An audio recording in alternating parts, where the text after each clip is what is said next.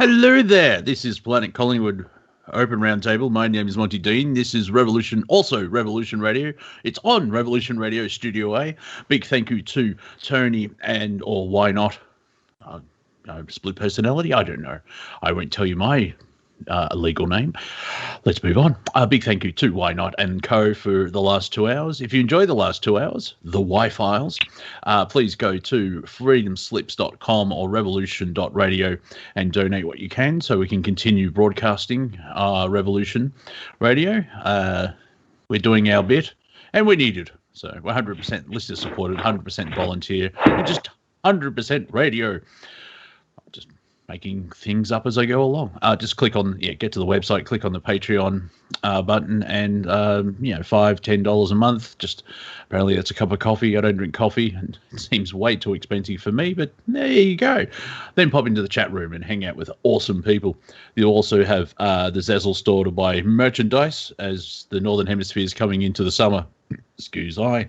You can walk around proudly with your T-shirt or run, depending if there's a riot going. Sorry, peaceful protest.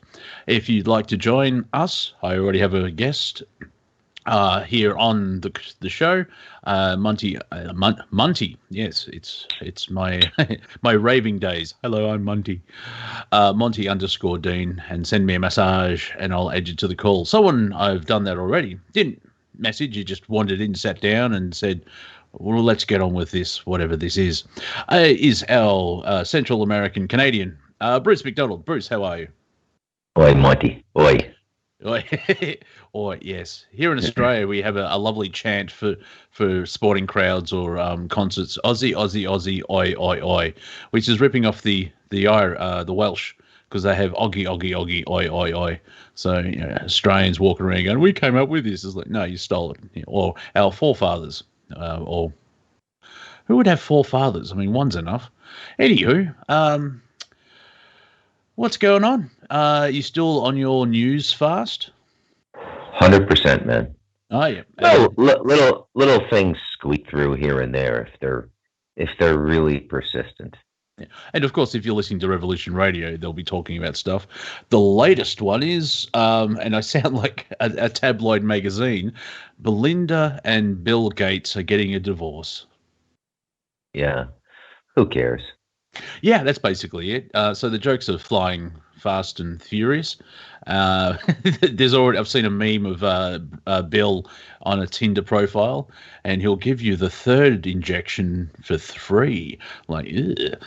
And the slight irony is like, the family would like to have some privacy through this trying time. And like, this is the head of Microsoft.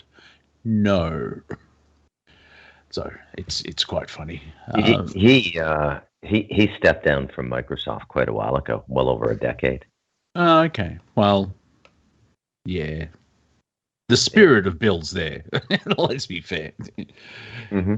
I don't use I use Skype, which is apparently Microsoft, and that's been nearly a decade, and we still remember how awesome it was before it was bought by Microsoft. Mm-hmm. Mm-hmm. One of the best encryptions on the planet, I believe. What? How we're talking to each other, and it was very encrypted where it couldn't be hacked. Of course, it's Microsoft, so I'm sure there's 17 different viruses now plaguing out all our computers. Because I'm not going to trust. No. It was unhackable before Microsoft bought it, and Microsoft bought it on behalf of the alphabet agencies, so they could access Skype calls and record them under warrant. Could be a FISA warrant though. Well, he's doing it for the country. Isn't that lovely? Yeah. All I've been doing is reading out an audio book, which is, I'm getting better. So I think the last chapter is going to be awesome, and you'll listen to the first one and like, ew. But I know you wrote. I'm doing Stardust Ranch, which is written by Bruce MacDonald or John Edmonds with Bruce MacDonald. I would like to read to you one of the sentences that I actually recorded today, if I may, Bruce. By all means, Monty. Yeah. I love to have myself quoted. Because it's 2/3 of a page. Now it is 18 point or whatever, 18 font, but let's see if I can plow through this.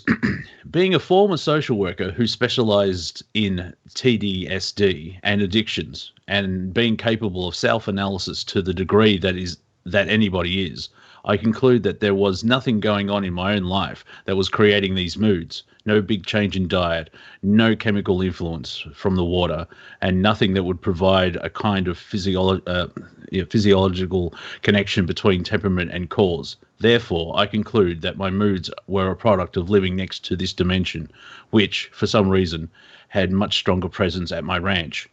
That is one sentence, ladies and gentlemen. So I just wanted to share that. The small things, it's the small victories and it's the small jokes, and so. But I'm like, when will this sentence end? But it makes its point. Let's be fair. It does, yeah. I got another book ready to launch in about. It's being copy edited. I think about 6 weeks, like middle of June. Summer solstice is what we're aiming for. Oh, nice. Yeah. Perfect. Yeah, I'm doing some feedback calls on this now. If Andrew brings me in, and it's really quite something. Mm-hmm. I don't know why I even brought this up, because I can't name any names or anything, but Yeah. there's This book is going to be a big deal in a very small pond of geeks. I love the niche. The niche is awesome, which is kind of good. We're all one, but we're all unique at the same time. I don't know if that's a form of duality, but that's how we roll. I found my market, Monty. There's guys who sell pineapple down by the beach here on the Caribbean side. They found their market. I found my market, Monty. Yeah. Writing really good books for small niche groups. Yeah. No, it's gonna ripple through certain communities, right? And become a must read. But I mean, nothing I work on is really in danger of becoming what we'd call a bestseller or anything. But they do sell. Like, I mean, Stardust is still selling, man. Stardust Ranch pays my bills every month. I live off Stardust Ranch. Everything else is just gravy, right? So what Stardust Ranch did was it gave me a base, a stability to work off of, to explore other things, like this partnership with the Canadian company for the tax writing and stuff like that. Because when I become a partner, I get paid when the firm gets paid, right? I get a percentage as opposed to a wage, but it's like a 4-month cycle, right? So so when you go to partner, you're not going to get paid for 4 or 5 months. So, and Stardust has just been doing well. Now, I think Galactic Historian will do really well as well within its bandwidth, right? But for me, I don't think about the sales too much. For me to write a book, I have to have a genuine interest in writing the book. And it has to be something I want to spend every day, all day with for, 3 to 6 months, depending on the book. And I mean every day, all day, 7 days a week. I mean dreaming it. I mean, I have to go beyond, like, it's around the 45, 50-minute mark in a meditation where I can let go of a book when I'm working. Yeah. And also with this type of book, when you dream it, of course you are. You're getting help from the other side. Have you thought of this? Have you tried this? Oh, I like this bit. Mm-hmm. And writing on this mountain is a perfect place to study your own consciousness, and it's really taught me just how multidimensional consciousness is, and how we're sort of incidentally out of the body all the time, in the body and out of the body all the time. The body in this reality is just a staging ground for consciousness to hop around. It hops through the timeline in our memories. It hops to fantasy realities on the astral plane. It hops all over the place. Yeah. And then other stuff comes in and visit. The relatives with a pot roast dropping by on a Sunday afternoon. I've got a question for you, since we're setting it up, and so in short. I'm just editing in my head. So in short, it's like, well, you haven't heard anything I said yet. What if someone is born today, will they be able to tap into that multidimensionality? Because the narrative that society has confines us to the five senses? Well, that's a very interesting question on so many dimensions. I don't even know how to answer that question. Yeah, well, yeah, So I was trying to figure out how to say it properly. So yes, I know.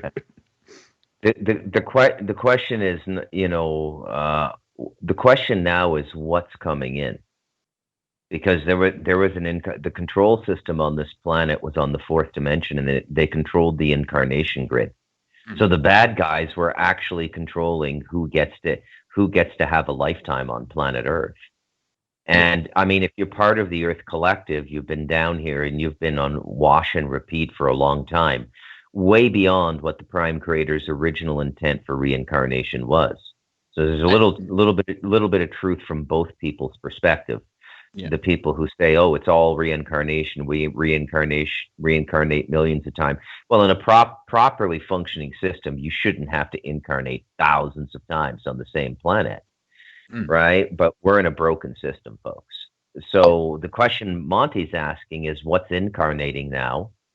If the incarnation grid was restored to its original constitution and configuration, so what is the incarnation grid? It's souls come in from the dimension just above us, the fourth dimension, what we call the astral plane.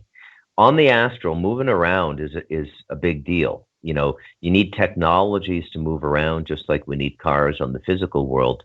But on the astral, you're moving much greater distances. You could be moving between planets or even between solar systems.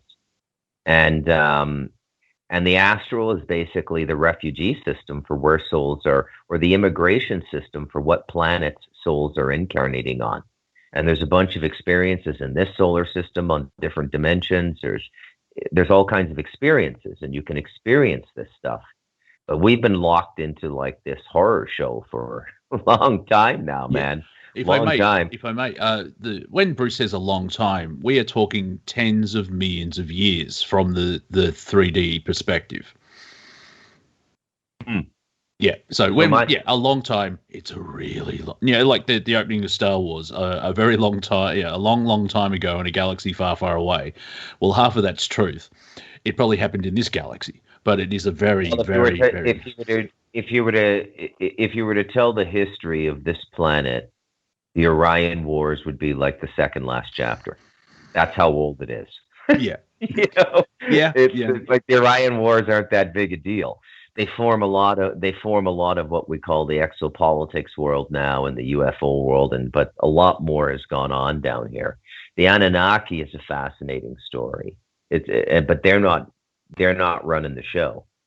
No. The Christian sleuths think they've figured that one out, but they haven't. They're not running the show. They got sucked into this whirlpool. They didn't want to be. They kind of got baited in here. It was a bait line.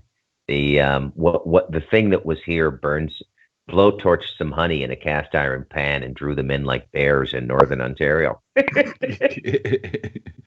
Yep, and then close the wire door, and the bears can't get out. Which is it is so fascinating. Like, because I've had a chance to have a look at the book, where I'm amazed. Well, there's so much history, and even then, it's like modern day history is only 7,000 years old. The idea is Ice Age. We were cavemen. And then it's not Atlantis. Sumeria just popped out of nowhere, and you've got everything beforehand, where the anachronistic things, where they found a 3,000-year-old clockwork thing, and there's all this stuff that doesn't make sense compared to the mainstream history. And I mean, if you look at journalism and religion, just add history to that, where in my timeline, and this is the other thing as well, we're all on our we're the center of our own universes. Experience, we can co-create this experience right now. I'm talking to you, you're talking to me. Then we have people listening, as well as, because it's archived, we have people listening in the future. Hello, future people. And I never heard of the mud floods and the Tartarian Empire, any of that. But Andrew said he was taught that at school when he was younger, and where Andrew and I were born in the same year. Also, I smoked a lot in the 90s, and I've lived in nightclubs for 25 years, so my brain could have just been wiped. and it's kind of daunting, but at the same time, it's if you don't fear the unknown, love the mystery, and there's so much more. And a basic example, which I know it's definitely in Stardust, and I think you may have mentioned it in Galactic Historian, the spectrum of light and sound that a human can hear is basically nothing. It's less than 1% of the visual spectrum. And I remember a documentary with Michael Tellinger about Adam's calendar, the sundial, and everything else like that. Kerry Cassidy did a documentary on it. It's fascinating. So about an hour and a half. But there's all these stone circles everywhere. But you hit the two rocks together. They're very flat, but they make a sound. But they're at 3 gigabyte. And the human ear can't even hear over 20,000 hertz. And kilohertz, like kilobytes. And so, gigabytes, and the technology of using sound, because apparently it was used to, it was all part of the gold refinery and all this type of stuff. And I mean, look at the Giza pyramids. We still don't know how it was made, and we can't replicate it. It's fascinating. And also, one bit that's happening in the United States. Apparently, maths is racist. Are you aware of this? What is? Mathematics. It's oppressive. Yeah, mathematics is racist to these idiots. Because 2 plus 2 doesn't mean it's 4. It could be 5. All subjective, man. Give me your money. Exactly. Mind you, if you've got 2 hands and you stick up 2 fingers, hopefully not in front of someone and think you're being abusive, but you got 2 and 2. And you count them at 1 4. It is a system, but it's based on empirical truth. And I find that they skip over the point as well as like, these numbers are racist. Well, they were created by the Middle East, the Muslims, and the actual numbers as well. Like, how you sometimes see the number 7 with a little crossbeam halfway down in the big shaft.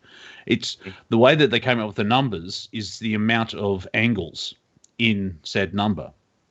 Mm-hmm. So 7, it was 7 with the crossbeam. There's 7 angles.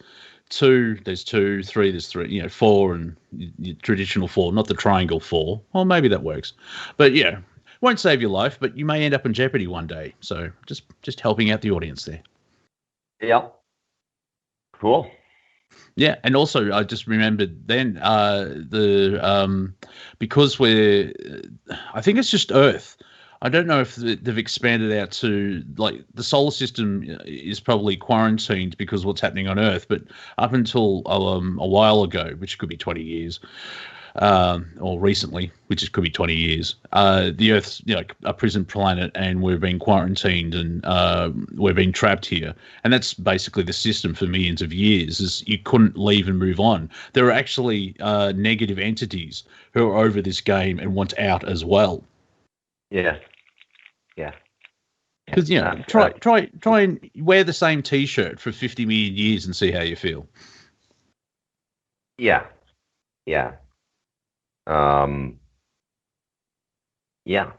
So I don't know what to say. I have a feeling I'll be meeting, maybe just digitally by email or whatever, but I have a feeling I'll be meeting some very interesting people as a result of this next book. And I look forward to that as well. It was a wonderful adventure. I learned a tremendous amount, and Andrew is truly quite a remarkable. He's an individual. I mean, on a planet with X number of billion people, he is definitely an individual. He was given a gift. He uses it judiciously, and this is. As the guy in the phone call last night said, this is his magnum opus. It just brings his work to a focus and clarity, whereas before it was just spread out over a number of seminars and a lot of YouTube videos. Also, I think 3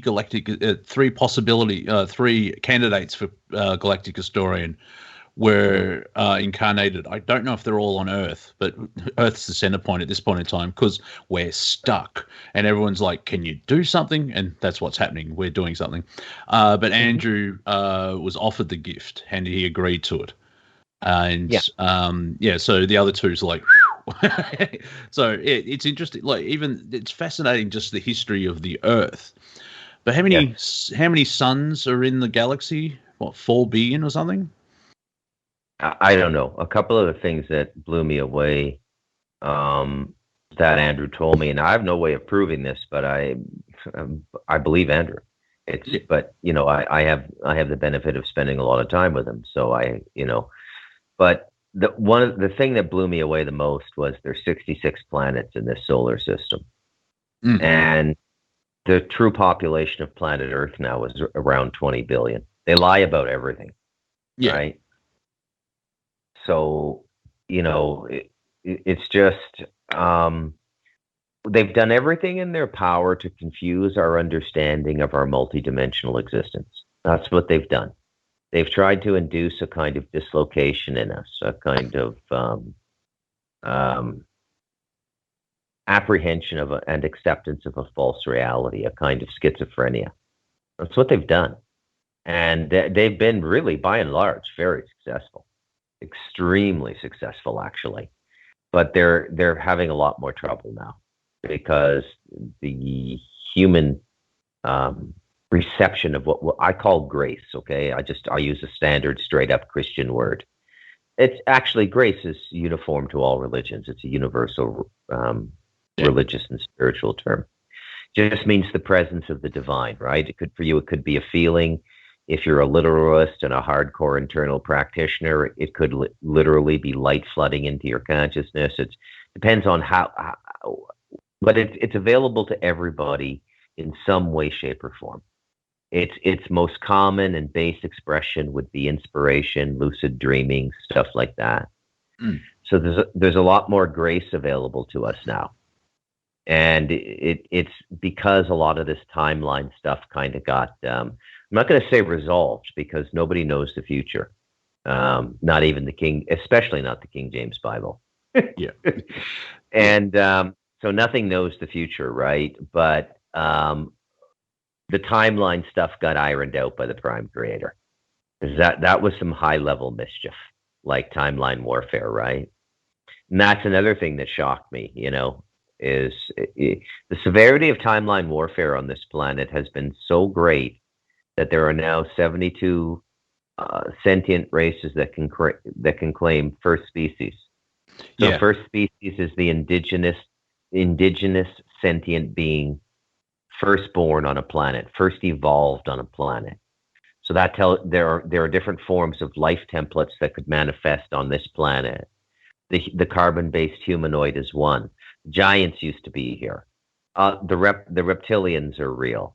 Like, there's all kinds of different hominid sentience that can exist here. But the timeline wars are so effed up. There's 72 species that had claim to first species because they went back and erased history and it's just mind-boggling. Yeah. So, you need about 8 whiteboards to try and figure it out. Even then, it's still a mess. Can you imagine, maybe not the Prime Creator level, but someone like, if there's a galactic historian, there's a galactic accountant, and they come to Earth. All right, we'll just look, 72. It's going to take a while. Yeah. But, fundamentally, all the religions are right. We're here to grow. We're here to come to an understanding of our relationship with the divine, with the creative power, the creator, whatever you want to call it. And we're here to get into harmony and flow with that. And when that happens, we go to a finer level of existence, right? It's not that there's a heaven. The way it works is you just keep going up. You should always be occupied and entertained. It doesn't mean the earth will stop being a place where trial by pain and suffering will go away. Probably it won't, because that's part of what the earth is here. It hosts that kind of experience and that kind of consciousness engagement quite well. So why would you change it? It's I think what's happened, why things happen in the healing process will be a lot more efficient. Yeah, and I think the global narrative of how does Andrew say it? The domination, pain, shame, and guilt, and they've ramped it up on steroids. They've pushed it to the nth degree. Example that just came to my mind. In the new Earth, you'll stub your toe, and you'll learn from it. But in this Earth, you probably have both your legs hacked off, and it's that difference. Where I'm for the way I'm seeing it, where it's just pushed really, really hard, and in a way that's backfiring because our spirits are being tested to the nth degree, and it's been going on for so long. The prime 9/11 apparently the prime creator, looked over his, put down his cigar and looked over his paper. It's like, what was that?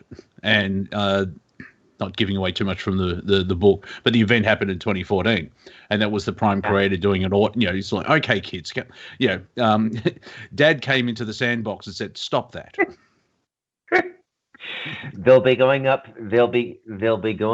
3 dimensions looking for the paper trail on who authorized this book when it comes out. Oh, yes. They say Trump is playing 12D chess. Wait till you meet the galactic historian.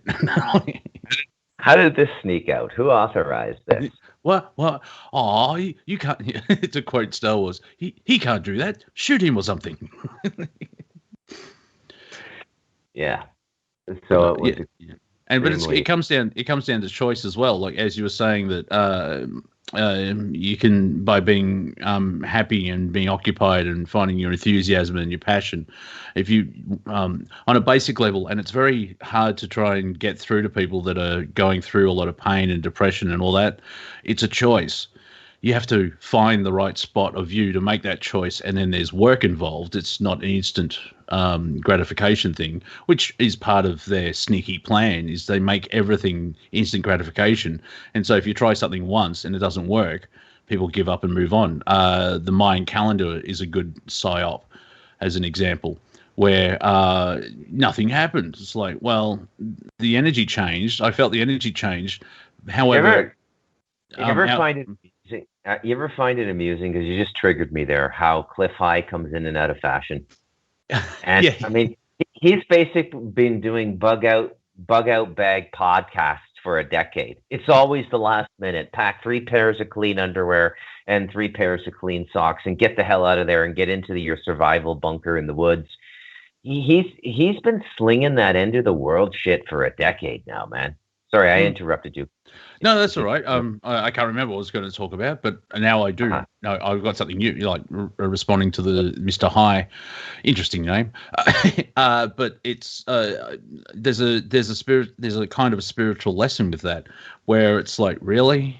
And the best example I have of that is, the world will end on Tuesday, Thursday, Friday, next June, maybe 2025. 2027, you know what I mean? It's like all these dates just pass. I mean, it's been going on. There was the is it the Great Disappointment?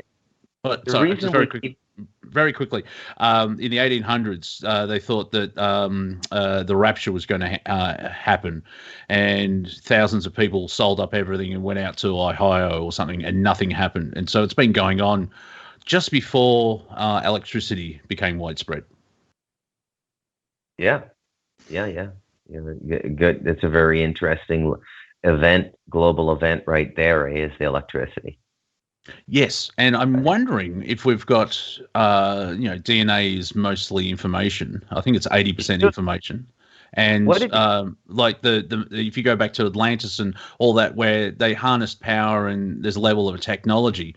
But if you look at our civilization, where the potential of awesome technology is there, but we get utter caca. It's bat guano. It's just like, here's the new iPhone. I'm going to wait till they release the next one without the bugs. That type of thing. Yeah. And I think happy tonight, Monty. Well, there's 2 of us, so we've been trying to manifest this casual chat for a while now on one of the roundtables, and here we are. So, what did you think of the 3 Generations chapter in Stardust Ranch? I'm not up to it yet. I've read it, but Oh, okay, yeah, all right. that's in the So, last. That's the last 25. What I'm doing is I'm editing the last chapter of the first half of the book, and then I'll send over stuff so you can laugh at my pronunciations of words, and then I'm skipping to the end because like a quarter of the book is just those last three chapters. And so yeah. I'm gonna plow through them and then do the easy, the 50 to 75%, the third quarter last, which is going to be easier. And so I think one of them is the third generation, where you and John put forward the theory of this is how we got here, and it's the correct me if I'm wrong, electricity and the steam train and something else. But yeah, there was the technology came in that actually made humans. It was easier for humans, but it didn't work out that well. Well, the point is, nobody's ever really done an audit on this. Like, once it's like a black hole we went into and we can't remember what light's like. This is what the Industrial Revolution has been, and there's three things that define it: the illumination of cities. So what does that do? It breaks the circadian rhythm, right? And you start to get people working in factories for a night shift.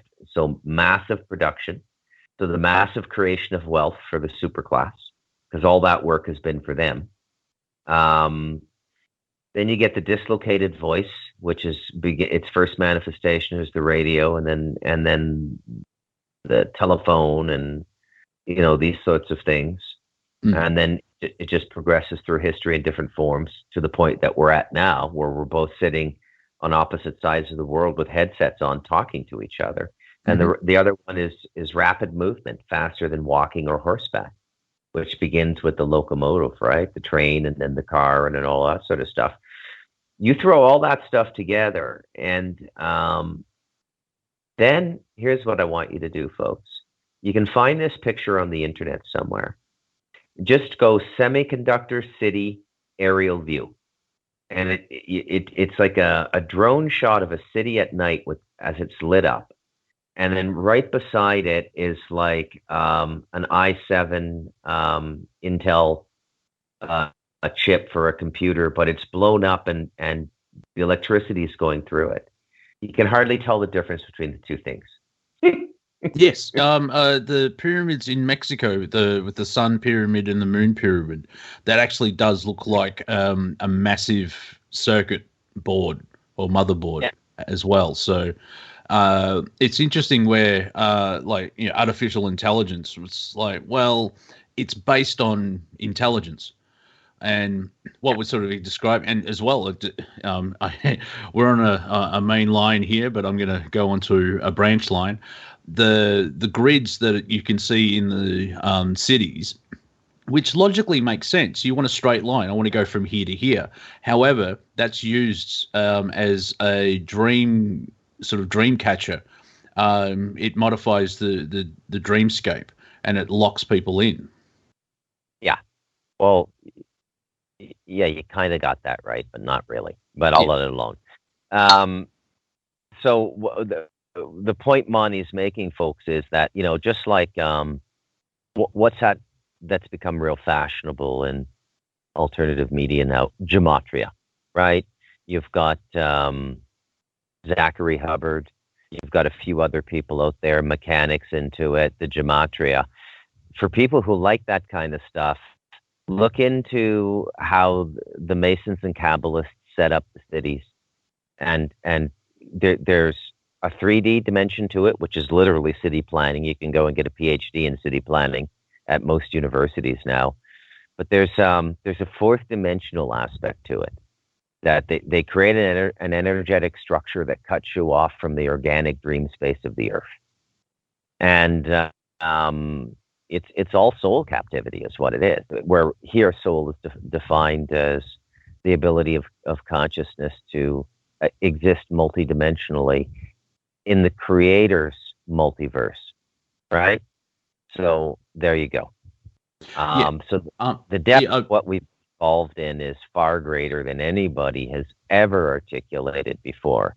It's just there's little bits and pieces of it here and there, no matter who you look at. You get a little bit of it from Graham Hancock with Ancient Civilization. But when the whole story is just, it's mind-blowing, Monty, for those who can even digest it. A lot of people, I have a feeling this book for certain kinds of people will be like a turkey dinner. Like they'll every time they go to sit down to read it, they don't know why, but they'll fall asleep. It just overloads. The frequency overloads them, and it's like an ambient, and they'll fall asleep in the armchair. Yeah, oh God, I got to finish that book this year sometime. Yeah, you have to process the information on your multidimensional experience. Can you just share again what to search? Because I've got Jer Bear asked in the chat what a link to what you're talking about with the city. So I'll Google it, but I have to remember. Semiconductor plus city plus aerial view. And you should be able to find it. Okay. Yeah, it was a meme that was going around a number of years ago, but it was like, it's unbelievably fascinating. And so anyways, everything we're living in here is no accident, folks. This is the most laughable part of their narrative, is that there's like a natural evolutionary process of human intellect and imagination going on here. Bill Gates really did invent Microsoft in his garage, or his parents' garage, after dropping out after 2 years of computer science study at university. Yeah, Bill Gates and DARPA created Microsoft. But it's like everything, man. And you know, the thing about the truth is it turns over every sacred cow. Now, I had sacred cows turned over writing this book, right? Things that were very difficult for me to accept at first, and then they kind of worked my way into the consciousness. But, you know, I mean, the religions are mind control systems. Clearly, you can see that now, right? Now, the reason you're attached to your religion is it's spiritually correct, right? So you can be given information that is spiritually correct, but the way it's presented to you and the way it goes into the unconscious part of your being forms certain, let's say, agreements, for lack of a better way of saying them, about how reality functions, and you begin to accept it, and you become a generator of that self-fulfilling prophecy. I mean, everything is fundamentally a suggestion.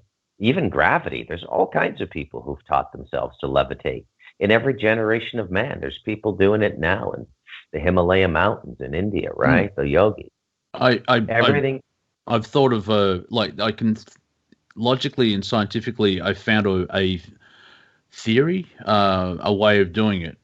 It could be completely wrong, but my point is that I can imagine it. I'm sure there's another way where you sort of just ignore, you break the theory, gravity theory, and float. However, there's an electromagnetic field around the Earth, and you're also electromagnetic. And so therefore, because the magnetics, if you change certain part of your frequency, you should be able to fly. That makes sense, doesn't it? It's probably not right, but what I'm saying is I've just put out the idea of, well, it's possible in this framework, and if it's wrong, well, let's move on to the next one. It's real science where you try and discover something, not like science now, where instead of finding out how nature works, science now is let's try and control nature, and that's working out well, isn't it? They deliberately did a left turn. That's what the Industrial Revolution was all about. If you go back and look at science and literature and culture in 1850, let's take the United States, for example, there was an intellectual and spiritual renaissance. You had Ralph Waldo Emerson, you had Walt Whitman, the mystical American poet. You had Henry David Thoreau writing on Walden Pond about the importance of nature and man's relationship with it for his spiritual well-being. There was an American free-form spiritual renaissance, and it wasn't based in Christianity. And it was quite beautiful. And I mean, it's there in the literary record. So if you go and you get a degree in American literature from an American university, that literature would be covered in a course called American Transcendentalism, right? Nobody remembers this. No. And back then they used homeopathy and cannabis to heal a whole bunch of stuff, naturopathy, like the white man had wisdom like everybody else. Like we had like generational healing and all this knowledge, but we were the first to divest ourselves of it. That's really our claim to infamy now in the 21st century, is that we very willingly divested ourselves of our natural wisdom. We were the stupidest of all the races in that regard, but we were drunk. I mean, how could you go into New York City in the 1920s and not want to go back, right? I mean, imagine, we live in a world now saturated with pornography at the flick of a finger, right? Imagine being a farm boy in Iowa, going to New York City and seeing them rocket dancing girls at Rocket City. And I'm moving to the city, mama. It was like, especially, and in a way, it was a slight reaction to what's the word I'm looking for? After World War One, which was industrial warfare at a higher level. It was even Blackadder goes forth, the fourth series of Blackadder. They pointed out where before the Great War, the British Army would attack natives who had a nasty piece of guava in their hand, and then it became industrialized, and it was a complete slaughter because they had the old way of thinking of just send 5,000 men towards that bunker, and because the efficiency of the weaponry just destroyed everybody. Thousands and thousands. That's why Australia was asked to join, because all the honourable regiments of the British Army were wiped out in about 3 weeks because the level of technology was so greater. Like, I don't know if you've had a look at the First World War, but the way that they would set up machine gun nests where you would actually get the crossfire, and they would crisscross each other. And it's sad that, and if you look at the history of flight through aircraft, the greatest influence on aeroplanes and flight is the military, because it was all used for war. That's what propelled it further. Oh, apparently we could sell tickets and then the general public can fly on it. But Jesus Christ, Monty, look at you roundtabling like a pro, man. What, after 6 years? Hey, I should get good at this. Hugging the bowls of that empty pool on your skateboard, man. Yep, cutting it fine. And also, as well, if you want to talk about how technology sped up, when was the Wright brothers? 1908? 05 or 08, something around there, maybe 1914. Yeah. Yep, and then 1969, we landed on the moon, people. I don't know what they showed us. I'll give you that. But we've been to the moon. But in mainstream history, that's what, 64 years or 60, just in 6 decades. We went from 2 bicycle repairmen, come up with an idea of let's make a kite that holds a man. And then you have the Eagle has landed. That's just in 60 years. Even Sean David Morton has pointed out this gets into the German hierarchy. Who were they talking to? Because they went from soft with camels biplanes, and in less than 15 years, they had the German war machine that caused all that, the troubles. I do like the Irish where they call, the civil war in the Northern Ireland, the troubles. You're kind of downplaying it there, chaps, but still. But you know what I mean? It's like, where did that technology come from? I've seen a picture of, apparently the space shuttle was drawn up in plans in the 30s. And I think it's through my education where we're sort of told that we are the smartest ever on the planet. Everyone else was dumb. And if you actually look at the start of, like, the Industrial Revolution was the late 1700s, wasn't it? But then it really picked up around about 1900 when Queen Victoria dropped off. And then you had the central banks and the Titanic, World War One, and all of that. It's just it's sped up. I don't know what I'm talking about now, but there's a point in there. That welcome to Planet Collingwood, our new game show. What the hell am I talking about? Yeah, that makes 2 of us, Monty. Yeah, good. The hell are you talking about, Monty? Yeah. So, well, I have also. I think it's also it's through control, through the speed of technology. However, it's just a round table. Like Tiger Woods on a golf course here. Just don't let me drive. Um, the through the advancement of technology, people can't sort of hold stock and go, well, hang on, isn't it like everything now is streaming? And in the music industry, you only get paid 1 or 2 cents if someone listens to your song. And there's a lot of musicians who can't sustain a career because they're not making, no one's buying, the CDs aren't selling, or mind you, vinyl's coming back, which I think is part of the. I'll stop now because I'm just adding point after point. Welcome to the comedic mind where, oh, there's a connection, there's a connection. There's for those mathematicians that graphing this conversation, how pretty is that picture? As you know, Monty, when I'm in conversation and I'm not surrounded by determined, I don't know what I would call them, apocryphists or, yeah, doomsday people. I'm actually quite optimistic about the time we're in. But that's not to say that the dangers aren't real, right? They are real. Yeah. I mean, you need to take care of yourself. You need to be in a safe place for the next 7, 10, 12 years. 2 or 3 in the short term as they get all this money system worked out. I've recently come to look very negatively on cryptocurrency. I was invested in it in 2017, 2018. I recommend it to all my friends but you really got to study it, man.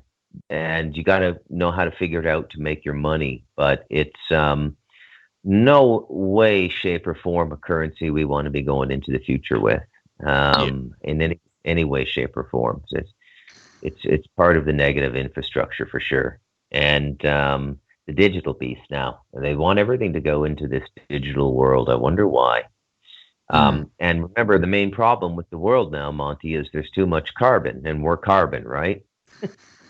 Yeah. So, did you see what John Kerry, or Frankenstein's monster, because he just looks like, or Jaime from Get Smart, he said we have to remove the CO2 from the atmosphere. It's like, well, I think some volcanoes may have a different idea, but also, are you saying that we have to kill all plant life? Because guess what, the plant, it's the level of stupidity. It's good having a sense of humor and looking at things through a comedic mind, because if you watch the news, don't. But what's going on, it does look like tragedy, and it's the end of the world. Blah, blah. Mind you, it's the end of the old world. But if you look at it through a comedy lens, if you go far enough into tragedy, you come back out in comedy. Yeah, because I know I just read a bit of Stardust Ranch. I think it was chapter. Oh, look at me! I know the book too well now. But you and John mentioned the catharsis and how the Greek tragedies. Did they write comedies? They would have to write comedies, because you can't have tragedy. Because even it's if you use a form of duality, it's comedy or tragedy. And if you get through tragedy enough, you can. That's why I don't know. It's kind of a shock, but I'm wondering why people laugh when it gets too traumatic. And I don't think, they go mad. I think laughter is a way to just maintain composure. Yeah, because I'm wondering from a higher soul level, because we're here for experiences. There really isn't love or fear. I mean, if you're in constant fear, you're going to have some experiences. But in the long run, when you're in that oversoul, well, that was fun. But I wasn't having fun at the time because of my perception of, being beaten up by dad every day, that type of thing. Jesus, Monty, way to go dark there at the last moment. Oh, yeah. I'm pulling in all the colors. Yeah. Look at this hue.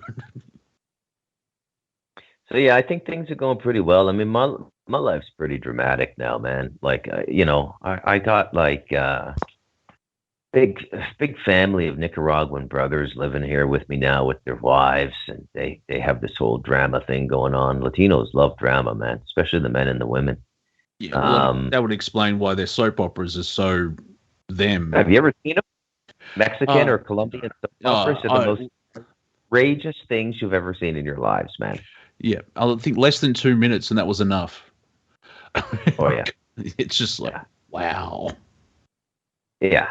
Yeah, the Colombian ones are pretty hot, though, if you like to look at hot chicks, right? But the drama, the writing, the story is just absolutely ridiculous. It's so over-the-top drama. And jealousy is probably the most prolific of Aquinas' shortcomings in the human race, his seven deadly sins. Latin America, jealousy is very prolific. They're just jealous about everything, man. The women here are super jealous. The men are super jealous.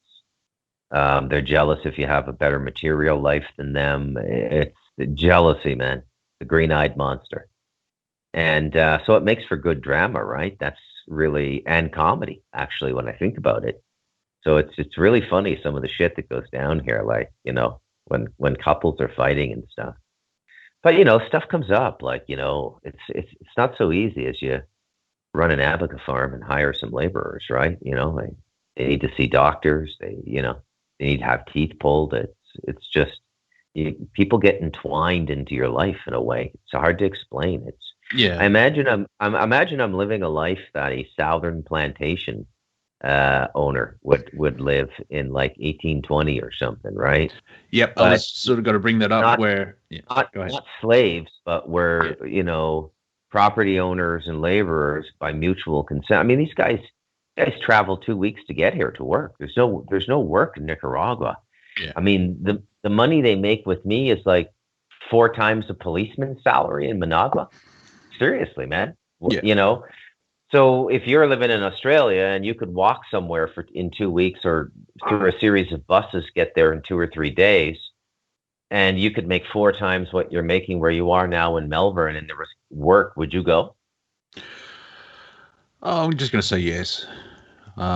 So on a basic level, I understand the whole. It's not slavery, but from a business point of view, you can see why slave owners of let's free them, and then we'll have a general store. They have to, now instead of me feeding and clothing and housing them, they can do it, but they only buy from me. Now, I'm not saying slavery is good, but just from a business idea, I see where they were coming from, because they don't need that hassle of looking after everyone. It's like, oh, no, you're free. Just buy from me and no one else. Yeah. But I love these guys, man. Them and their wives are over every night, right? They use the Wi-Fi. They talk to their relatives back home and everything. And my wife and I spend a lot of time with them. They're like family now. They eat with us 3 times a week. There's really no distinctions or title, right? It just is what it is, and everybody it's natural. It's not the artificial. Slavery's not. Yeah, there you go. Yeah, it's natural, unlike say slavery, which is unnatural in that respect.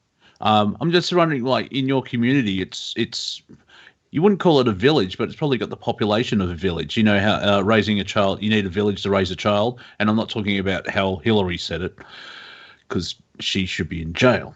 But it just sounds like you've just it's like, oh, I married into this family. How big's the family? About 200 people. More like 500. Yeah. So I have a nephew. Actually, I'm actually sort of semi-close to this nephew. He's one I see 2-3 times a year. He comes in. He lives in a city 2 hours away. But he's the son of my brother-in-law. He got pinched drunk driving 2 days ago. He killed a dude, man. He's going away. Away, man. He's going to do 5 years at least. It's shit happens when you have a big family, man. Oh yeah, right? the possibility is, I've got a brother, and things happen. Oh, right, really? I've got the human lottery, right? Right in the middle of the human lottery. Yeah, I've got 9 brothers. They're all married, and they're all got sisters. Like one of my housemates, I think he was one of 9 children, and their father and or mother were from big families as well, and he nearly got out a whiteboard where it's nearly 200, 500 people from like the grandparents or the great grandparents, and that's without their siblings. Because if you look, you could pick a person in the timeline, and you can have this massive pyramid, but you can have that pyramid going the other way from you and spreading out to. Yeah, I know. My family's huge, right? And like my family loves me. And I have this little fantasy in the back of my mind, Monty. I'll tell you about it. It's never going to come to fruition, but Costa Rica and the expat community here could really use a fixer like Ray Donovan, like to help you with problems. Like some dude ripped you off in a real estate transaction and needs to be hung off a balcony 6 floors up, that kind of stuff. Yeah. I think there's very healthy market for that over here now. Yeah, we wouldn't recommend it, but it easily do that with my wife's cousins. Easily. Yeah, so if any of those gentlemen or ladies, let's not be sexist here, or the 50 other friggin' genders, America's not doing that well, Costa Rica, you can earn more and have better weather. Yeah. Well, we're halfway. You're listening to Revolution Radio, freedomslips.com. This is Planet Collingwood. I'm Monty Dean. You're awesome, and we're going to return just after this short break. And we have a new guest joining us, so prepare. And we're back here at Planet Collingwood. Planet Collingwood is sponsored by, I forgot to do it at the top of the hour, so I'm doing it now. Easy, Tiger, easy. Is sponsored by Q-Heal. Go to q-heal.com for hypnotherapy, as well as QHHT, which is the quantum hypno healing therapy. And talk to Paul if you're in Melbourne and Sydney, obviously. So the audience just got really small for connecting. But I had a session with him, and my life did change. It was fascinating. So if that floats your boat, go see Paul. He's awesome. As well as we are sponsored by SJ's Dojo Ninja School for Squirrels. Let your rodent defend you. If you enjoyed the last hour, please go to revolution.radio or freedomslips.com and donate what you can, because as Nighthawk just said, we're 100% listener supported, 100% volunteer, and just here 100%. Now, I've actually doubled my guests. I've added increased it by 100%, and we have been joined by the Viking. Viking, how are you, sir? I'm doing good, guys. I'll tell you, man, I was I usually like to take a nap before I come onto your show because it's so late. Mm-hmm. And waking up, man, I feel like, I didn't know where I was. I didn't know what planet I was on. I didn't know where I was living. I mean, it's like I've been going into these hyper slumbers. Mm-hmm. The Schumann resonance has just been crazy. I mean, I believe since the last full moon, which was a super full moon in Scorpio, and all the activity from the sun, the central sun, and these delta waves and the Schumann resonance, this planet has shifted into a new paradigm. And every time I go to sleep, I go off world. I'm not even joking here. It's just so intense. I mean, I've never experienced anything like the sleeps I've been getting the past 2 weeks. Yeah. I woke up. I keep waking up and needing a 2-hour nap because I've woken up. So I think that could be linked to back what we were talking about in the last hour, where there has been a change. I think we mentioned in the Astral, and if that quarantine net's not there, we have the potential to go further out from the planet, which is fascinating. And very quickly, and I'll hand the talking stick to Bruce so he can respond as well. But there was a question in the chat from freedomslips.com. Do you see any chemtrails where you're at? Oh. Not here either. I've seen photos of them over San Jose a couple times, but chemtrailing's not a thing down here in Central America. Mm-hmm. They're which is not necessarily a good thing, folks. I mean, for my immediate health, it's a good thing, obviously, for the quality of my food, yada yada yada. But to me, it speaks of the intent to just sort of apprehend this part of the world for global food production. And I went dark, yeah. And also I got asked about myself. I haven't seen any, but I haven't been outside that much. So we only seem to get chemtrails when it's warm, like the day before they know it's going to get hot. So I don't know if that falls into the reflecting of the energy from the sun type thing. But Bruce, getting back to the theme that we started with, what do you reckon of Viking's dreams, and what dreams, or have you noticed that since the full moon any wacky energy type of things? Well, I find myself sleeping quite a bit right now.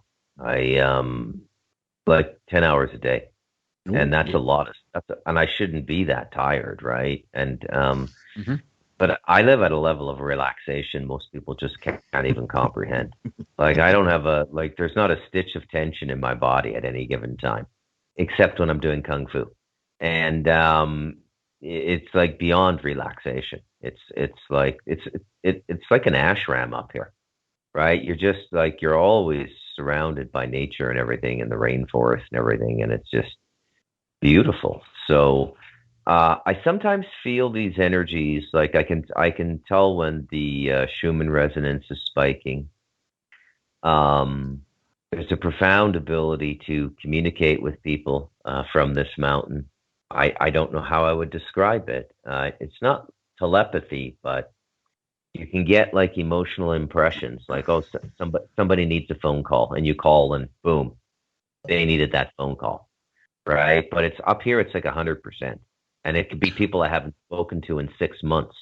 But if it comes into my consciousness, it's like, Bruce, that person needs a happy call. They need a little Talamanca sunshine. Give them a call. I would that would be I would think because of the where you're at in the land, and you don't have Wi-Fi's and cell towers and all that interference, and so your frequency is more attuned in with each other. So yeah, it leans towards telepathy, but it's more email telepathy, if that makes sense. It's instead of instantaneous. It's like you get messages of like, a little download. Jose wants me to call, needs a call. Hey, what's going on? Oh, I've been having this. Oh, a couple of jokes. Oh, you're laughing again. Everything's peachy keen. Someone who's peachy and or keen. We've been joined by Cortek. How are you, sir? Good afternoon. Hello. I wondered where you were. Can you hear me? Yes. You weren't thrown by daylight savings again, were you? No. I was just having a look at Schumann resonance. That has been blasting, hasn't it? How have your dreams been in the last week? Or sleeping? Sleeping's okay. It definitely feels a bit different when I look back at the periods that I see getting blasted like that, and then have a look, because it takes a couple of days for that graph to come through, doesn't it, or something? It's instantaneous. Yeah.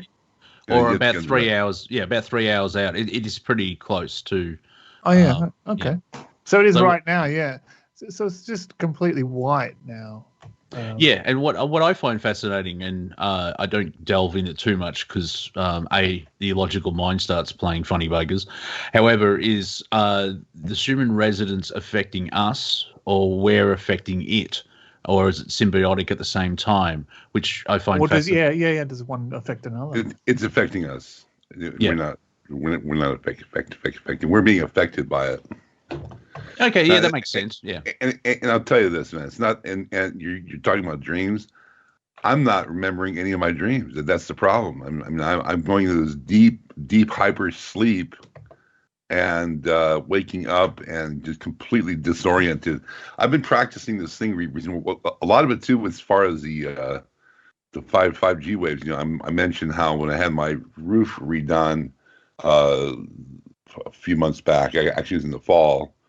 While we put I live in a Victorian, and it's all slats and shingle. Well, we put on plywood, and I had them paint it with shungai paint. I think that kind of put me in this kind of, this vortex here. But I think it did.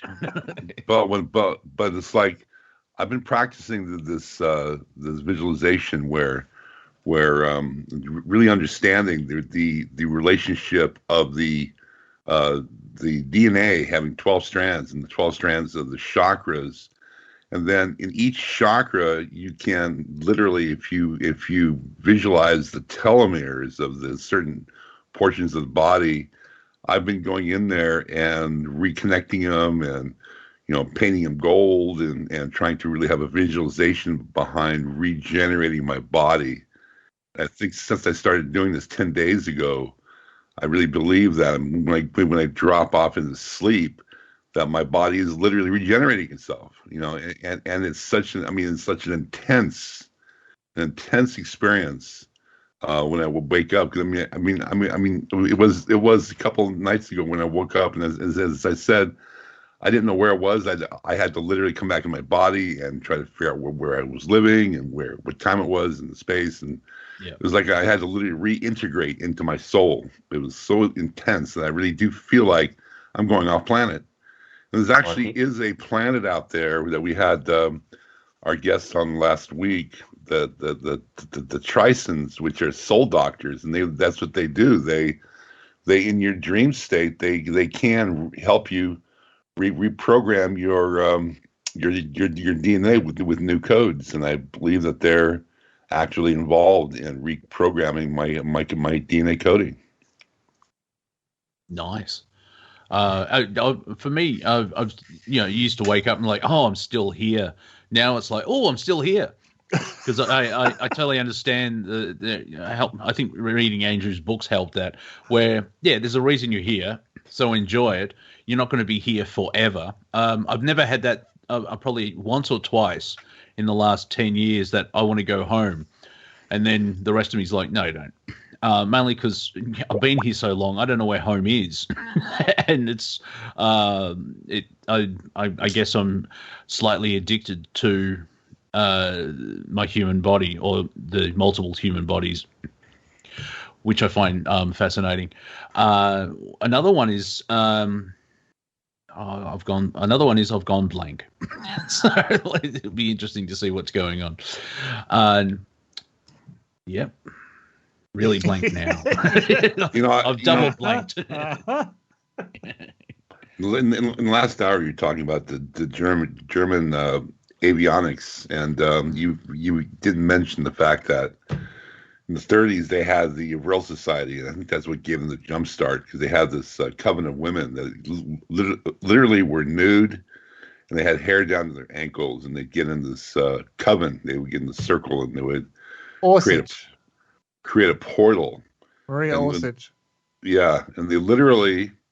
I think my sisters-in-law are doing that right now. Yeah, around the full moon. But they're not doing it in German though, because that's the only comedy thing I get. Can you imagine like all that? It's fantastic, and they're using a form of spirituality, and they're tapping into different frequencies, and but it's all in that German harsh language. That made me giggle. But they opened up a portal to the Dark Orions, and they made a agreement. It's almost like a blood oath to bring in the blueprints for their flying saucer, which they actually completed during the war, but they couldn't get it weaponized. But they definitely had it weaponized down in Antarctica. But they had the jump start, and I believe everything that we have, going back to what Bruce was saying, up until now, our technology has been basically fundamentally interpreted through this resource of this Dark Orion galactic. I mean the computers, for God's sakes, where'd they come from? All of a sudden we're ones and zeros. It's like that's not a natural evolution. No, it's fascinating, the transistor, and it from the music point of view, where the technology is that great now, where you don't have to lug around a Marshall stack. You can carry something that can fit into your suitcase or your backpack, because everything's been modeled like that. But it's there's still that you can still have what is it? Yes. Sorry. How much time are we going to spend convincing ourselves of the obvious? I'm convinced. I'm just sharing it. The whole thing. Yeah, this reality is being written from another dimension. Information is being dropped in. Power. When the human race gets the skinny on what's really been going on down here, it's just going to be a trip. The way people react, and start to put all the pieces together, the role religions have played and everything. It's like mind-boggling. In fiat currency, and the subjugation of our geopolitical structure, and the whole Georgia Guidestones, and the extermination of mankind through vaccines and viruses, and I guarantee the whole thing, it's there. I mean, it's there, and but the good thing is, and this is something I'm really realizing, I was really depressed about 3 weeks ago, because the energetics from the dark side were very powerful. But then after the full moon, we shifted into a different conscious awareness on this planet, and I believe that they are actually retreating. That they're realizing that they're not able to achieve their agenda, and I really feel this and believe this to be true. I guarantee you, when that happens, not the retreating, that's a good thing. But when people like the general public, when they find out all this information and there's not a doubt in their mind, I'm sure someone's going to be angry at me because this is the theme of my life. One of the themes of my life.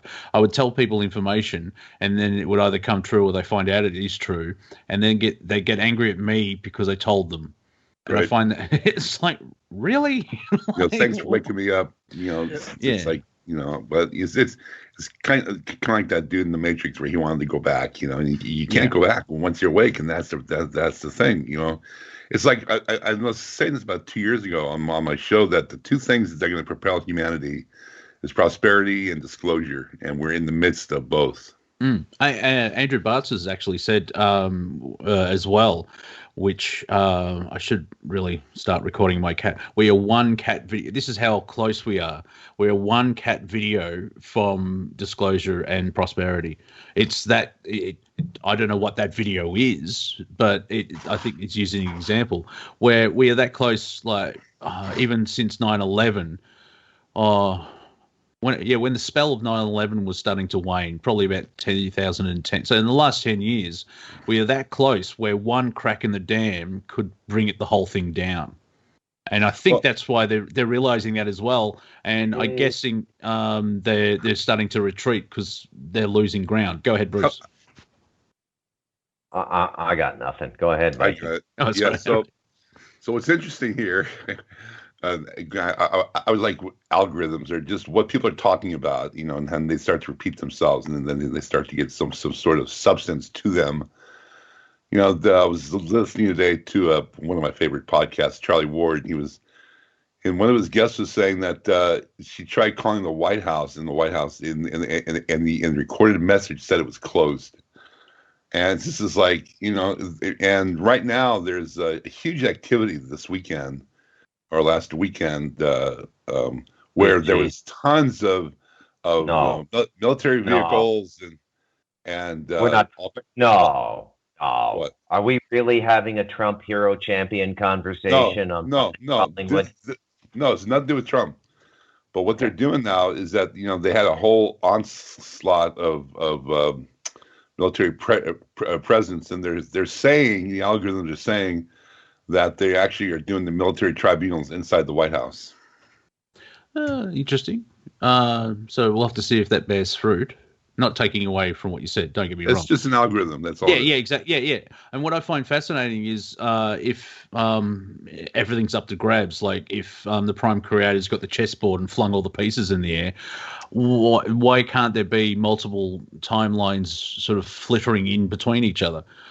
Because it comes down to perspective. Speaking of Trump, if I may add, he is using his campaign website, and it's called From the Desk of Donald Trump. And so, in a way, he's come back.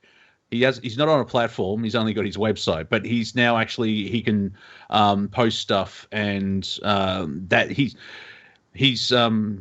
doing social media of one, but it's just his website, and that's how he's getting out. I think in a way. Sorry for the wait, folks. They had to wait for high school March break to find a kid to do the website for them. Yeah, well, I mean, Obamacare.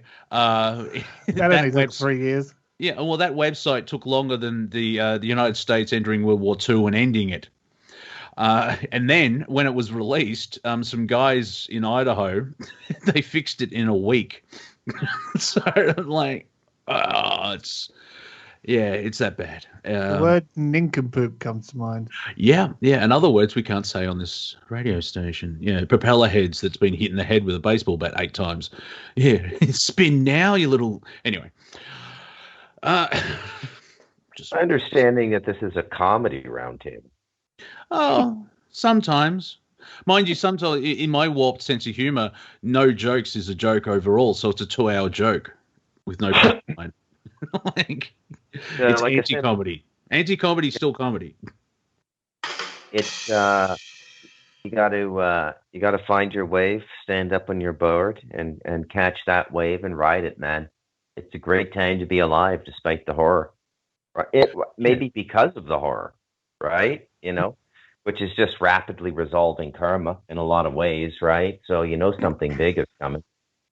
Well, it's that I shared a meme because I follow the Dolores Cannon Facebook page, and it was just a classic thing of observe, don't engage, and that's one of the secrets of what's to deal with what's going on. You can still watch the old world fall apart, Biden falling upstairs and just Kamala Harris laughing at anything like the Joker. But if you're entrenched into that energy, it is so dark, and you get onto the field. But you can stand on the side and giggle of this is the leader of the free world. He has no idea where he is. It's really hard to watch them. I mean, he had this thing with the Congress last week, man. It was a snore fest. I mean, and I clicked onto it live, and I saw Pelosi to his left and Camel Toe Harris to her right. And I lasted about 5 seconds. I mean, this is how bad it was. I mean, the energetics was just so bad. And they're standing up and applauding, and it was like, I couldn't do it. I could not go more than 5 seconds. And it was just like, it's just pathetic. From my perspective, spending a lot of time with language, the big distinction is the two spoken voices of the two leaders, right? Like, I mean, Trump had what 10 Bears and outlaw Josie Wales would call iron in his words. Like, even if he was kind of like doing the dramatic egotist thing. Yeah, thank you. Even if he was doing the massive egotist thing and everything, he was still saying stuff that was sort of real. Biden's language is deliberately written to frustrate, to be completely intangible. It's pure legalese. We have the best of intentions in terms of our intent to build more intentional living in the United States of America. Yeah. Right? I watched the Stephen Crowder simulcast of that speech, and it went for an hour and 5 minutes. It just hurt. However, Biden basically said, I did this, and it was 3 or 4 things that Trump did, and the rest was lying and all it. Yeah, and because it's so boring to watch, and you have comedians watch him, people that just want to laugh at him follow it so they can see him stuff up, because he starts a sentence, he could end up anywhere. Yeah. Also, not very many people want to give him that any energy at all. That's why everyone was sending memes of Bernie when he got elected. Yeah, and interesting enough, the ratings were terrible for that as well. And fish eat tomorrow, yesterday, mama. Mm-hmm. A pineapple may save one bird in the cloud, silver lining. Oh my God! Do you guys remember the way Donald Rumsfeld used to speak? Oh. We know what we don't know. What we don't know. What we don't know is what we really don't know, and that's what's worrying us. Was he the one who took an employee out hunting, and the employee had a hunting accident? No, you're thinking of Darth Cheney. Darth Cheney. That was biggest, dickest Cheney. Yeah. And then the man who got shot apologized. Yeah, it was his fault. Yeah, because Sorry, my face got in the way of your bird shot, George. Yeah. Yeah. Sorry, Lord Cheney. Yeah, How do you even word that apology? I know. That scene from Empire Strikes Back where Darth Vader chokes one of his admirals. Admiral, apology accepted, Captain Nida. Yeah. Yeah. I like the story that Darth Cheney he basically survived without a heart. He was on a heart machine for over 12 months, and that's where he's more machine than man now. And someone told him they call you Darth Cheney, and he chuckled at it. But apparently, Halliburton, he's on Mars at the moment, and we'll stay there. His lesbian daughter is trying to lead a Republican insurgency against the Trump loyalists.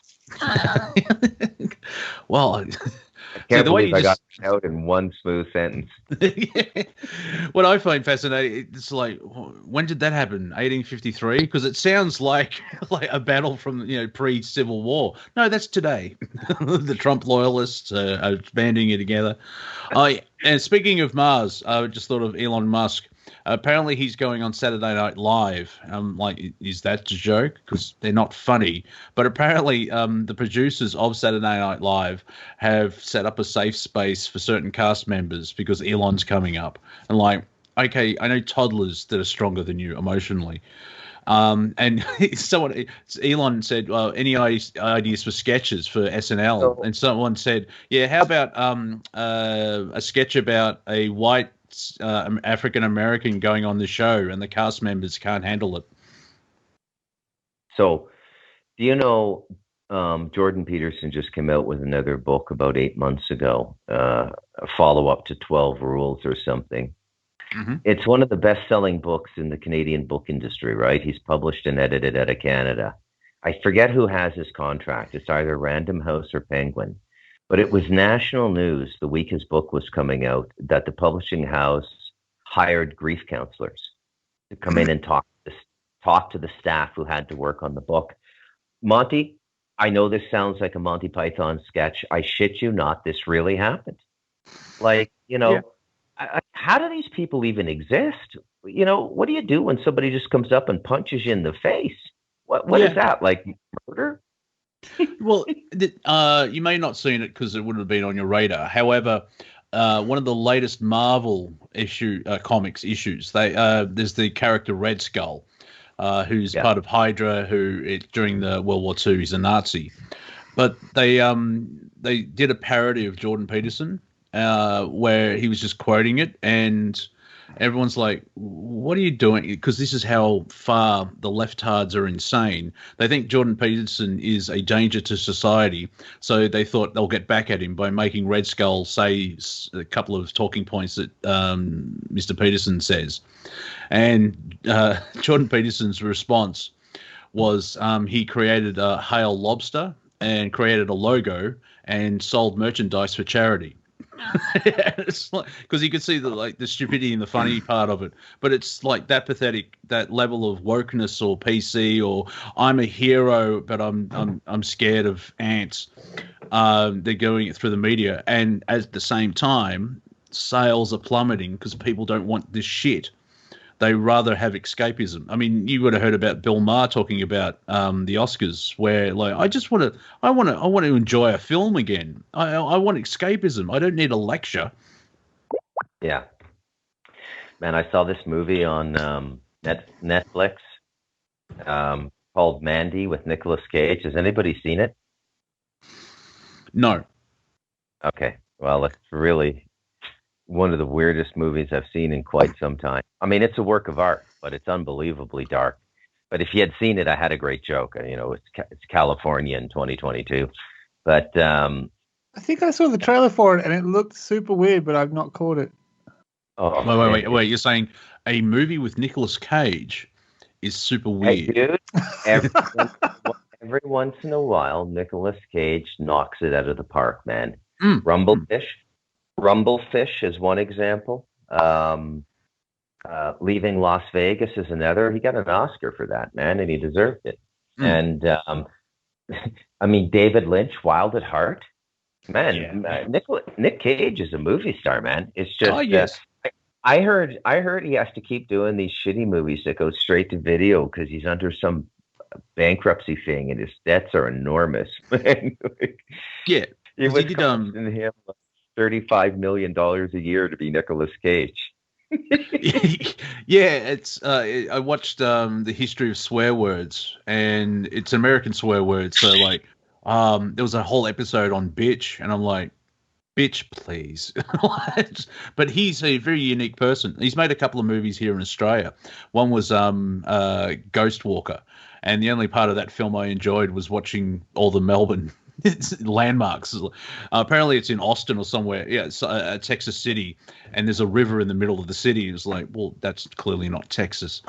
And is it The Awakening, where he starts seeing all these numbers everywhere, and you find out alien race comes back and collects children because the planet's going, the sun's going supernova, and the planet will be destroyed. That was made in Melbourne. Statisticians would call it a pattern then for his brand of movies. Yeah. And interesting enough, where he goes to the hotel that was 2 doors down from my house at the time. So it's the only reason I watched the film. The plot was all right, but I was geeking out like, that's just near me.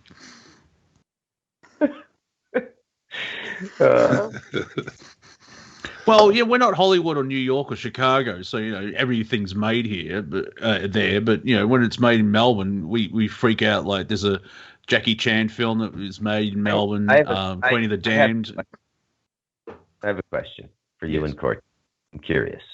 Hello.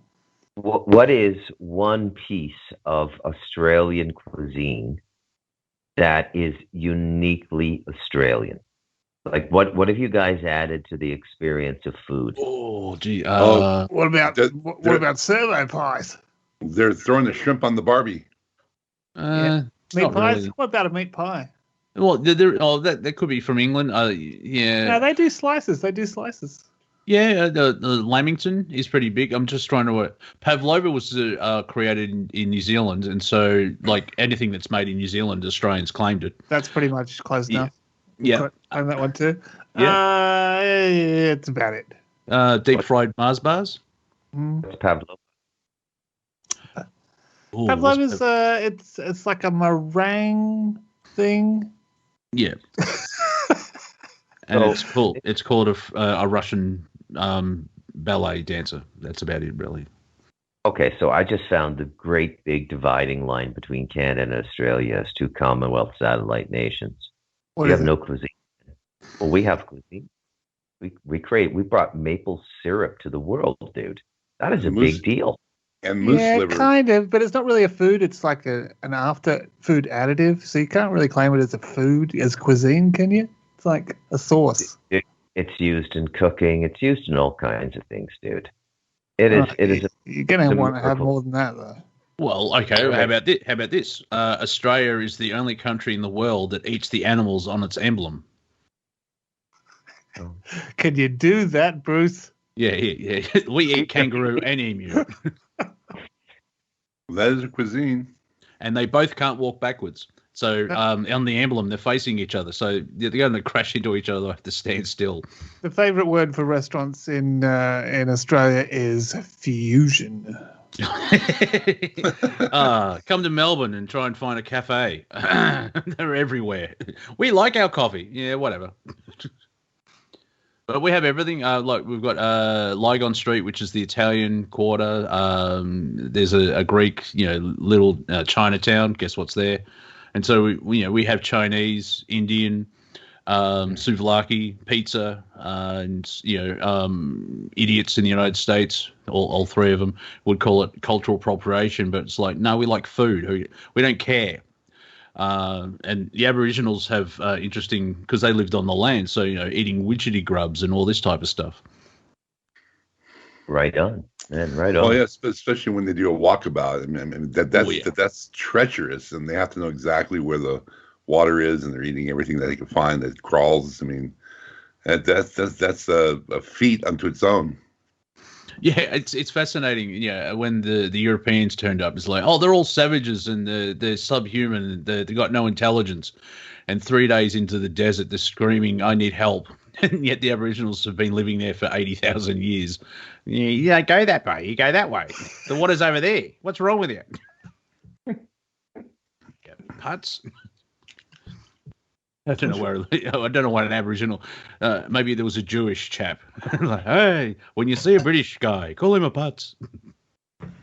Wish we knew more about their natural remedies and general stuff. I'm not seeing very much of that anywhere. It probably exists. Well, after the recent fires, some of the people have gone, maybe we should talk to the Aboriginals about fire management. And it's like, you think? Because they used to do it. They know what they. Yeah, well, they actually changed the environment because they did it so much, and so they know how to backburn and do it all properly. So, there are books. They have. The culture of the Aborigines, man, with their dream states is just absolutely incredible. They can again just dream states yeah.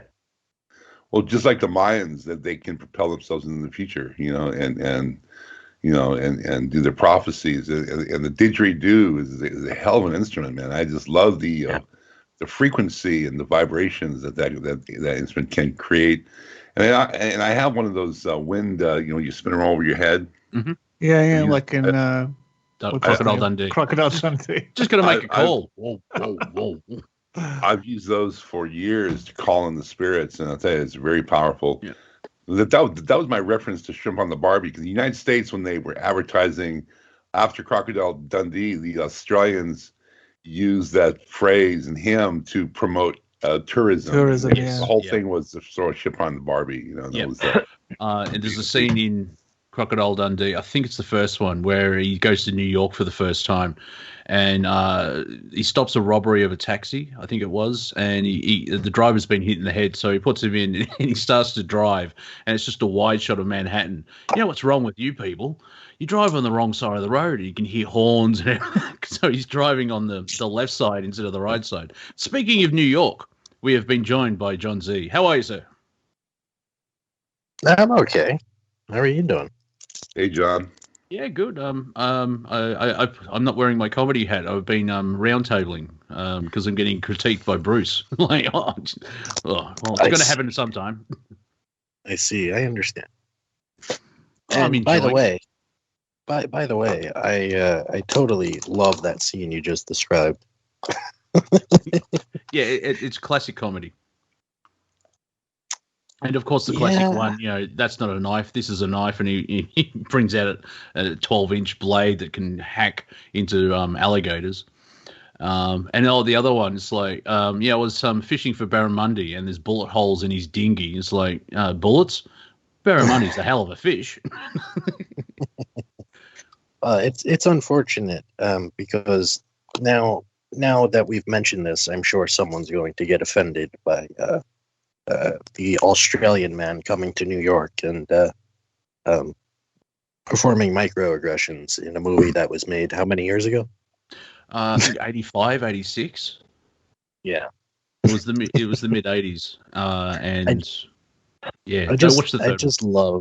I just love how people nowadays, they start looking at these old movies and get pissed off because of one thing or another. And because everything was so funny and good back then. Seinfeld's been blackballed by the millennials. Seinfeld. Mm-hmm. Oh, we can't watch Back to the Future. There's a rape scene. No, there's an attempted rape scene, and George actually defends her honor, and that's how they fall in love instead of how it originally happened. But they freaked out. It's like, oh, Biff's trying to rape Elaine. It's like, yeah, and it's part of the story where George defends. What's wrong with you? But your microaggression. Kid's got a lot of energy. Yeah, but I'm still. It's great. Every 6 months, someone discovers that Robbie Downey Jr. was in Tropic Thunder. I love that. At that time, I was at least a third of the way through before I found out. Before I just realized myself, that is genius. Oh yeah. What do you mean, new people? What do you mean? What do you mean, new people? I don't break character to the rap parties. I'm just a dude playing another dude. And someone, I think, I can't remember if I mentioned it last week. Or another joke, another show. But someone said in the comic books in Marvel, Iron Man, the original Iron Man dies, and then a black person actually takes over the mantle of Iron Man. And someone said on Twitter, "Who would you get to play Black Iron Man?" And someone responded, "Robert Downey Jr." Well, wait, isn't what's his name, Rhodes, black to begin with? Isn't he the Black Iron Man? Who knows? I don't know. Everything changes, and because the movies are new, so race swapping and have you noticed though? There's no that all these anti-racist people hate. Well, they don't like white people, but they really hate the gingers. I have no idea why. Someone with red hair, they're the picked on the most. Wait, they've said that, or they've shown it in a movie somehow? Like, what's happened to the gingers? I mean, we all know they have no souls. We know that. Says the man from New York. No, actually. That brings that video of that fat ginger nut. You got really worked up about that issue. It was just Well, in Australia, they're nickname for someone with red hair is called Bluey. And it's like, oh, that's a color thing. No, blue means actually to have a fight. And apparently redheads always get into fights. Yeah, they're defending their honor because they're being picked on 24/7. And so they finally snap and bluey. It's like, no, it's not the color. They do have a certain temperament. Even the women are just fiery, man. I mean, this is a whole separate DNA and genetics that it comes from the planet Venus. You know, it's a race of, you know, this think of the Picts. The Picts that they had to build the Hadrian Wall just to say, okay, we've had enough. You know, and because the Picts are so fierce. You know, there's all the redheads. The Picts are redheads, and then of course you had the Celts, and they're just hot-headed. Yeah, there's Blackadder Christmas special where they're actually on Hadrian's Wall. Hadrian's Wall. Hadrian's Wall. Hadrian's Wall. The Scottish Wall, and like the Scottish play. I can't say it. I can say Macbeth, but I can't say the other one. And one of the centurion says to the legionnaire, "What's that orange hedge moving towards us?" "That's the Scottish, sir." Oh. And I still haven't seen an unattractive red-headed woman, natural redhead. They're always stunning and gorgeous. And apparently in Ireland, they have a redhead festival, and there's 5,000 beautiful, pale, redheaded women everywhere. Oh, I have to go lie down. Oh, dear. I mean, with green eyes. I mean, green and blue eyes. It's insane. Who doesn't like a big-titted goth chick with, you know, pale skin? Just saying. Well, me, because I know a lot. Anyway, I'm sharing too much. I'm a shout out. She can't hurt you anymore, Monty. Well, no, the one you're referring to, I want her to hurt me. Yeah. Anyway, Hi-yo. hey, I'm just happy to see you. I had tagline full in there. Yeah, yep, because it's like. Maybe if I meet someone else, what happens then? Because I don't know. It's been a while. So let's skip this back into the world we live in. So all of you live in first world cities. Cortek, do you live in a city, or are you more in the outback? No, city. Okay, so you guys all live in cities. You know, what's the vibe amongst rent payers these days? Like, what's it like? What's it like waking up on a Monday, man? Like, what's going on there? Seems the same. Yeah. Unless, I don't talk to people, but the feel of it is like, we're back to normal. How do you project yourself into the future? How do you see a planned or a manageable future for yourself? Yourselves. I'm not picking on you, Monty. Yeah, I was like, when you say yourselves, is that just a reference to me and all my multiple incarnations on the planet this time, or is this a group question for the call? You're a multi-dimensional being. Yeah. I mean, but like the universal basic income, the lack of employment, the rising food prices, the basic calamity we've been talking about for 5 years at Rev Radio. You know, how's it? Well, I'll answer first. I'm actually at the point where I'm letting go of all that and just letting the universe to provide and let it unfold in front of me. And also the comedian part is like, and if the universe in me in the bum, I'm gonna rip the creator a new asshole. So it's like, oh, there's a condition. I'll let the universe guide me and I'll float like a leaf on the wind. But if you F up, I'm burning you all. So, Cortek, what's it like in Sydney? Because Melbourne went through all this horse hockey last year, where you were more free in Pyongyang than you were in Melbourne, and we've gone back to normal and everything else like that. And the news talks about this disease or something, but Sydney's a different kettle of fish slightly, because you went through that a little bit later, and I think Perth's doing it. It seems to be. The virus is spreading, but it goes in a wave, and it's like someone's dropped a rock. Someone dropped a rock in Melbourne, and we're just seeing a ripple going out, where it's just a ripple. It's just a small wave. It's not like a tsunami wiping everything clean. It's just a wave going out, and then we go back to normal. And unfortunately, we still have to deal with this insane government that's trying to be totalitarian, controlling mechanism. It did seem more targeted like that. State by state, it seemed to have to test or at least broadcast that it was being shut down just to kind of tick the box and say that they've done it almost. 2 weeks to flatten the curve, though. Everything seems reasonably as it was. I mean, live music in Sydney got killed out from the pokies coming into pubs, and then pub owners got addicted to the revenue coming from pokies, so kind of live music was really heavily shut down. And then we got the kind of the other punch, as John kind of put it, that kind of was about the lockout laws from that dude getting KO'd in Thinger. And so I see business stuff picking up. Yeah, but interesting to see, there was one postcode in Sydney where I think 6,000 businesses applied for government assistance.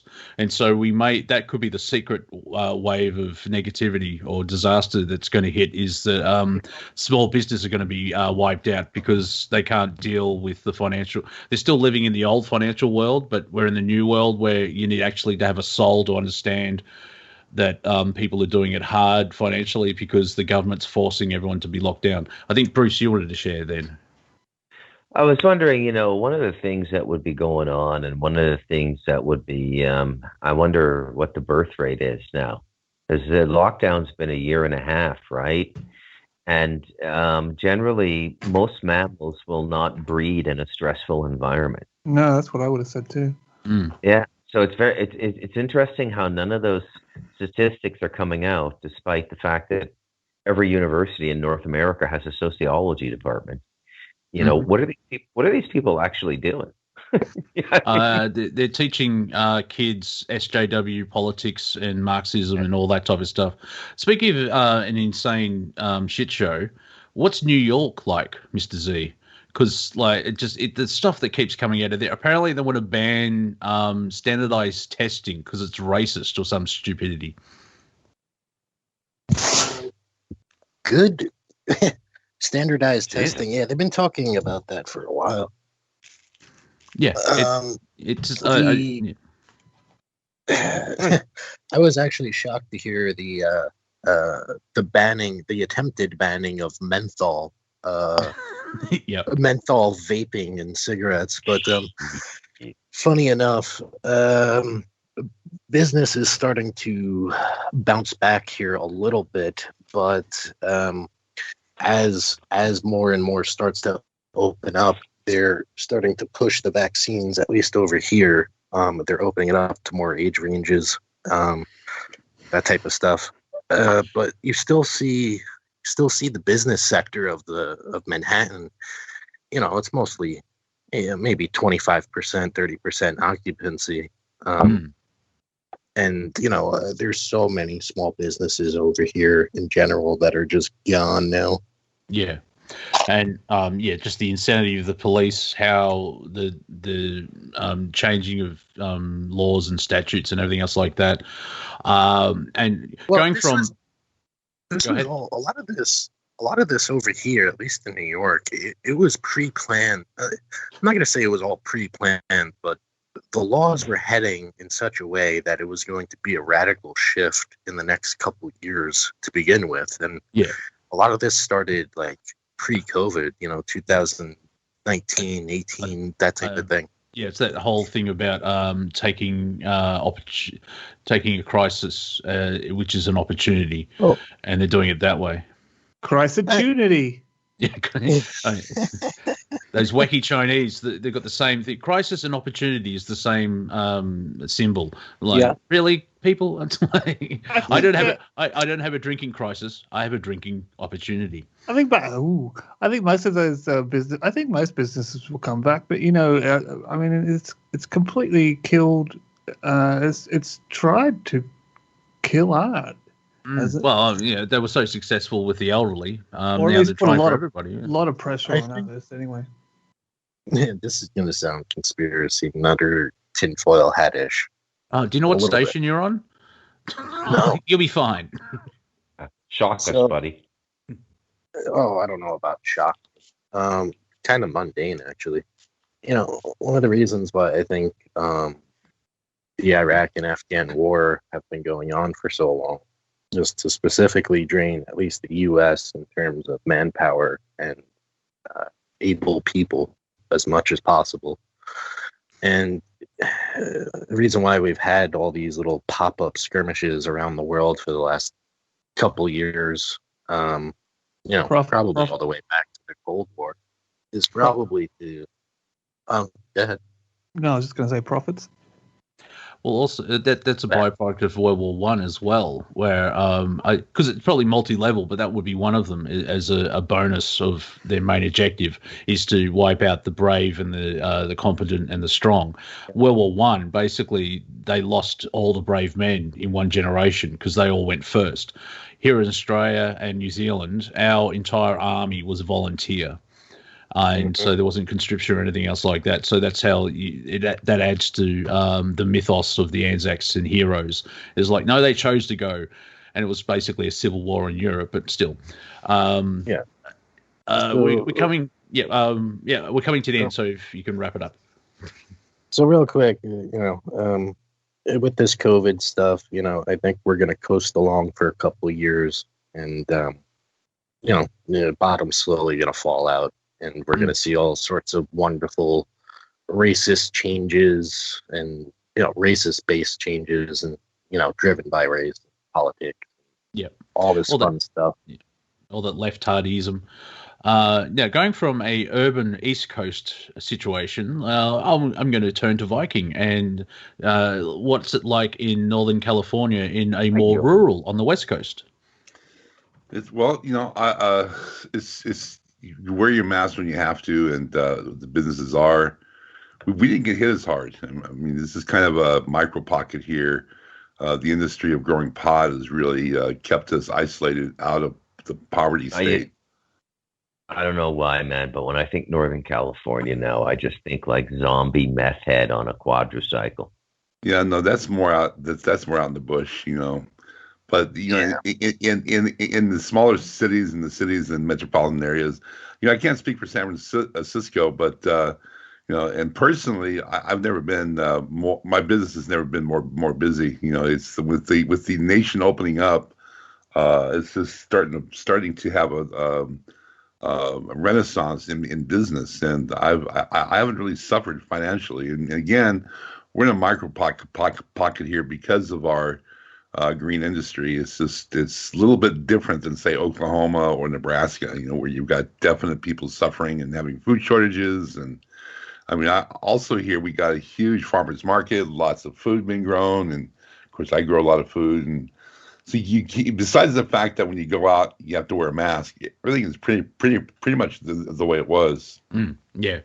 Now we're coming to the end of Planet Collingwood for the 5th of May, or the Revenge of the 5th, because yesterday was May 4th, which is just basically a fan-created Star Wars Day, which was accepted by the Disney Corporation. The real Star Wars Day is May 25th when it came out. So, yep, even in I'm an outlier, even in fandom. Like religious, no. Star Wars fandom, no, you're all wrong. Anyway, so we'll be back next week. However, Viking, would you like to share where people can find yourself? Yeah, so on Fridays on Studio A at 11 Pacific Standard Time, we do a show called the Galactic Interstellar Council, down the route of the Galactic Perspective, at, as it says, 11 a.m. Pacific Standard Time. This week, we are going to be talking about the opportunity in crisis, because there is an absolute opportunity in this. Whenever you're faced with a challenge, there's a reason why, it's hitting you in the face. And so we're going to be talking about the auditing process of our karmic soul. Oh, nice. I like that. Yeah, some light subjects, which will benefit everyone greatly. I like that. Yeah, so especially it's good to have that information out on the planet, where it's like, why am I here? What's my meaning of life? What's the purpose of life? Well, it could be this. No, it's not that. You freaking. That's the fun part of trying to wake people up. there's no point in trying to people. You can share information, and it's up to them. That whole free will is a great get out of jail free card for anything, really. It's like, why are they doing that? Free will. Is that the punchline? I'm lost. See, Yeah, I believe that was the punchline. Yeah, in my world, in my galaxy, in my universe, I'm funny. Unfortunately, it doesn't translate to everyone else's universe. May I say a word? Yes. So today I communicated with a woman I met at Revolution Radio. Her name is Canadian. That's her handle in chat. You haven't seen her around for quite a number of months. She's had health problems, but she contacted me today and said that she actually passed in the ambulance, and they brought her back, but she wasn't sure she was going to make it through the night. So anybody who had any connection with her, maybe just put some good energy, some good thought on her for a moment. And I guess she either was told to come back, or she chose to come back. So yeah, chose to. Yeah, she's at peace with it, whatever happens. It's always had fun. Oh, there's the music. Cortek can be seen on the number 3 bus heading towards Bondi. Hello. Everyone go watch Team America. That you'll laugh. That was Planet Collingwood. We'll be back in 6 days and 22 hours to loll around another orbit. You're listening to Revolution Radio. You've been awesome. I'm Monty. I love you all from afar. And just stay cool, everyone. You'll get through it. See ya.